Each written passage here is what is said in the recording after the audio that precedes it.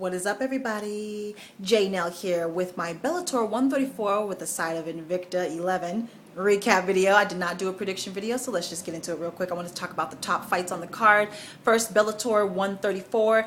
Paul Daley took on Andre Santos in one of the best fights of the week, and quite frankly, they really went at it, man. Andre, I almost thought this was over for him in the first round because he took so much punishment and the ref was right there to stop it, but he didn't. Thank goodness he did it, because Andre got his second win in that second round and actually took Paul down, some ground and pound, went for submissions. He was not to be put down. It was a really good fight. And you know, Paul Daley has a huge ego. So when after the fight, when he raves about his opponent and how tough they are, you know he was in a battle, and that's what he did. This is how I feel about Paul Daley. I've always felt like he has all the talent in the world, but that his ego is going to get in the way of his progress. And that's how I feel. That's how I feel right now. That's what I'm seeing from him. All the talent in the world. And yeah, you're good. You're real good. And if your ego wasn't in the way, you could probably be great. He could probably be champ.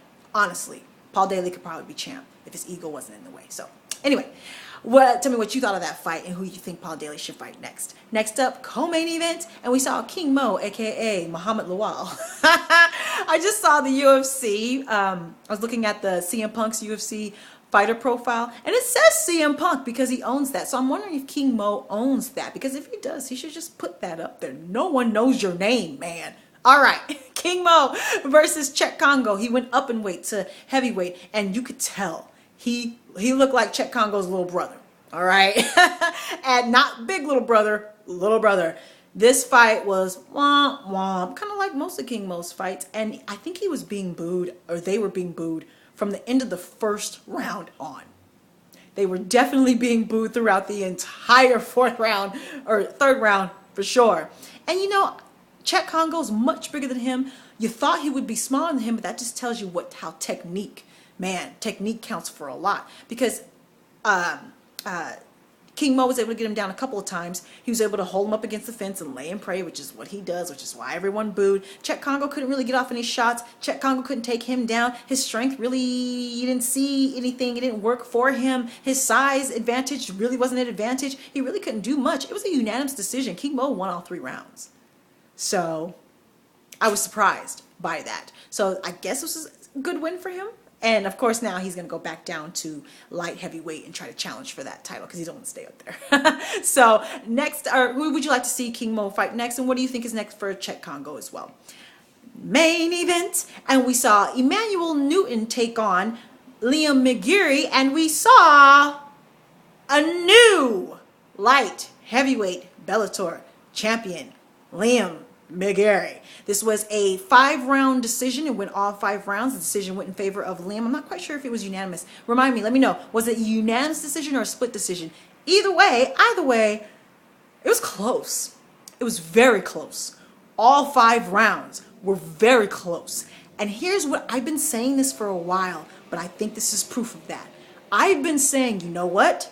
The judges are starting to no longer reward wrestlers who lay and pray. You saw in Tony Ferguson, Danny Castillo. You saw in quite a few other fights. And in this one, Newton was able to take him down quite often. But when he did, he didn't do anything.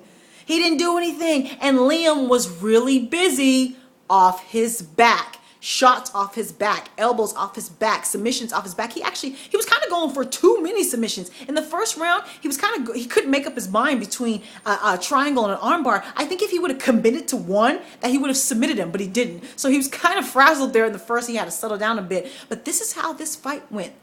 Close rounds, Newton, lay and pray, Liam, real busy off his back. And the judges gave him the belt. Wrestlers, take notice. Laying and praying is not going to get you the win anymore. I think this solidifies this. I've been thinking this for a while. I think it's here. No more lay and pray. All right. Invicta FC, real quick. Top 2 fights. We saw Alexa Grasso take on Mizuki Inoue, and she won. Grasso, that is, in a great fight. Probably the best fight of the weekend. Tops the Paul Daly fight. These ladies went back and forth, man. Hard shots landed from the beginning of the first round all the way through. Crowd was on their feet. So was I. The strawweight division is like the lightweight division for men. Super packed, talent-rich division. Great fight. Great fight. I wish this was the co-main event in the UFC 184. Then it would have been a slam dunk. All right. Main event, and we saw Cris Cyborg take on Charmaine Tweet, and she beat her up in about 45 seconds. Yeah, I mean, she got on the ground, they were going back and forth. It was kind of early, when she stood back up, when Charmaine was actually able to get back up. Cyborg caught her with a two-piece that stunned her back up against the cage, and then a body shot, and it wobbled her. It stunned her. Honestly, if Cyborg would have hit her probably once or twice, she probably would have knocked her out. So maybe it wasn't early.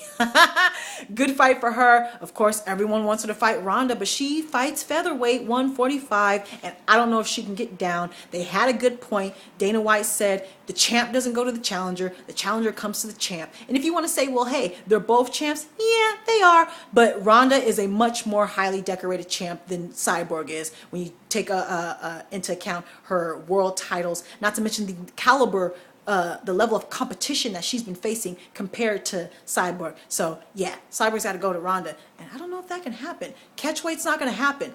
Dana made that very clear. If Cyborg can get down to 135, the fight's on. If not, we're not going to see it. That's what it is.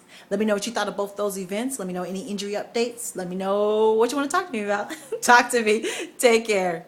And goodbye.